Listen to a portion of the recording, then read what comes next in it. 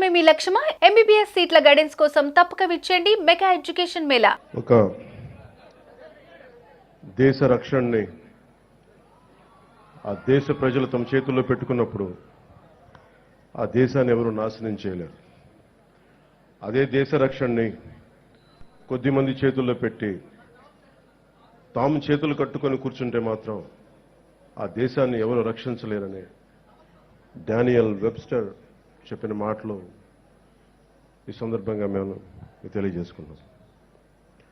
భవతి భిక్షాందేహి అంటే శత్రువుకు కూడా అన్నం పెట్టే నేల. పాహిమాం రక్షమాం అంటే ఎదుటివాడి ప్రాణానికి తన ప్రాణాన్ని పణంగా పెట్టే నేల. తన దేశపు సరిహద్దులు దాటి పరాయి దేశం మీద దండయాత్రని చెయ్యని నేల.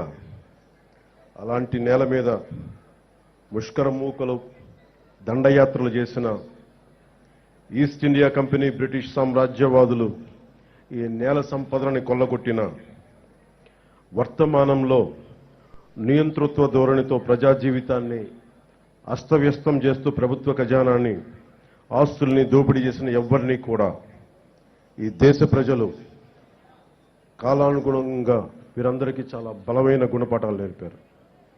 అలాంటి ధైర్య సాహసాలతో నిండి ఉన్న నా భారతదేశ ప్రజలకి, నా అన్నదమ్ములకి, నా అక్క చెల్లెళ్ళకి, పెద్దలకి, పిన్నలకి, మహిళలకి, మబ్బుల్లో పరిగెత్తే పిడుగుల్లాంటి యువతీ యువకులకి 78వ స్వాతంత్ర దినోత్సవ శుభాకాంక్షలు.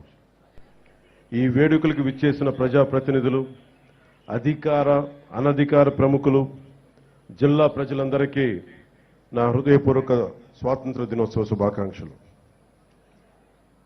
ఒక దేశపు ఆర్థిక పురోగతి దానికున్న సహజ వనరులు, మానవ వనరుల కంటే కూడా ఆ దేశాన్ని నడిపిస్తున్న నాయకుల సమర్థత, సమగ్రత, ప్రతిభ, వారి దార్శనికత మీద ఆధారపడి ఉంటుంది అని నాని పాల్కీవాల గారు చెప్తారు.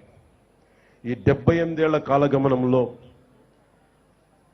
అత్యంత కష్టకాలంలో విభజన కల్లోలాలని తట్టుకుంటూ దేశ సమగ్రతని కాపాడుకుంటూ డ్యాములు కట్టి కాలువలు తవ్వి హరిత విప్లవం కోసం రంగం సిద్ధం చేసిన పండిట్ జవహర్లాల్ నెహ్రూ గారు ఉన్నారు. జై జవాన్ జై కిసాన్ నినాదంతో దేశాన్ని ముందుకు నడిపించిన శ్రీ లాల్ బహదూర్ శాస్త్రి గారు ఉన్నారు. బంగ్లాదేశ్ ఆవిర్భావానికి శ్రీకారం చుట్టిన అపర దుర్గాదేవిగా పేరు తెచ్చుకుని అభివర్ణించబడే ఇందిరాగాంధీ గారు మీరు హిస్టరీ కాదు, మీరు జాగ్రఫీని సృష్టించారనే పేరు తెచ్చుకున్న ఇందిరాగాంధీ గారు ఉన్నారు. శ్రీమతి ఇందిరాగాంధీ గారు ఉన్న బంగారు నిల్వలు కూడా అమ్ముకోవాల్సిన దుస్థితిలో తన మేధా సంపత్తితోటి, విశిష్టమైన రాజకీయ అనుభవంతో ఆర్థిక సంస్కరణలు పట్టుకొచ్చి భారతదేశాన్ని తిరిగి ప్రపంచ పటంలో పెట్టిన గొప్ప వ్యక్తి, దార్శనికుడు పివి నరసింహారావు గారు ఉన్నారు. ప్రతి దశాబ్దానికి భారత భూభాగం మీద దండయాత్ర చేసే శత్రు దేశాలకి, వాటిని నడిపించే నాయకులకి వారి దేశ ఆర్థిక మూలాలు కానీ మొత్తం కదిలిపోయేలా, వారి మూలాలు కదిలిపోయేలా, శత్రు దేశాల మూలాలు కదిలిపోయేలా పోఖ్రాన్లో అణుబాంబుని పేల్చి భారతదేశ స్థాయిని చూపించి ప్రపంచాన్ని నివ్వెరపోయేలా చేసిన సింహరాజం శ్రీ అటల్ బిహారీ వాజ్పేయి గారు ఉన్నారు.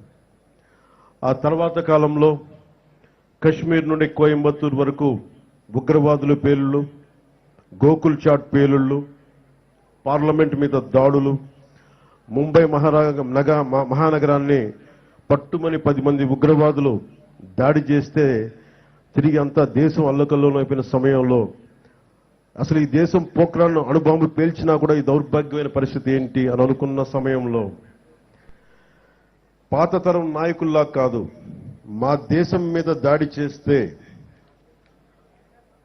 మా వ్యవస్థల మీద దాడి చేస్తే మీ దేశంలోకి దూరి మరీ కొడతామని చెప్పి 3వసారి ప్రధానమంత్రిగా ప్రమాణ స్వీకారం చేసిన శ్రీ నరేంద్ర మోదీ గారు ఉన్నారు.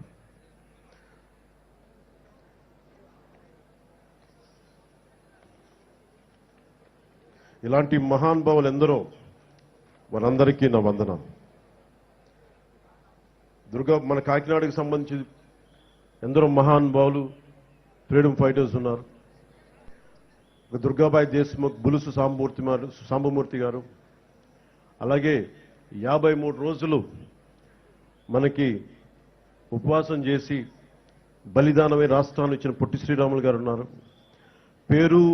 పేరు లేని ఊరు లేని ఎందరో ఫ్రీడమ్ ఫైటర్స్, స్వాతంత్ర సమరయోధులు వారి త్యాగాల్ని ఇది గుర్తు చేసుకునే సమయం. ఇదేదో ఆనందించే సమయం కాదు, చాక్లెట్లు పంచుకోవడానికి కాదు. ఇది ఎన్ని కోట్ల మంది త్యాగాలు చేశారు. ఒక 19 ఏళ్ల ఖుదీరామ్ బోస్, 23 ఏళ్ల భగత్ సింగ్, 13 ఏళ్ల రాణి గుయిడిని, వారందరికీ అంత చిన్న వయసులో చనిపోవడానికి ఏ అవసరం ఉంది? పుట్టబోయే తరాల వారి సానుభూతితోటి బాగుండాలని ఒకే ఒక కోరిక వారిని బలిదానాలు చేసేలా చేసింది. సుమన్ టీవీలో మీ పర్సనల్ అండ్ బిజినెస్ ప్రమోషన్స్ కోసం కింది నెంబర్కి కాంటాక్ట్ చేయండి.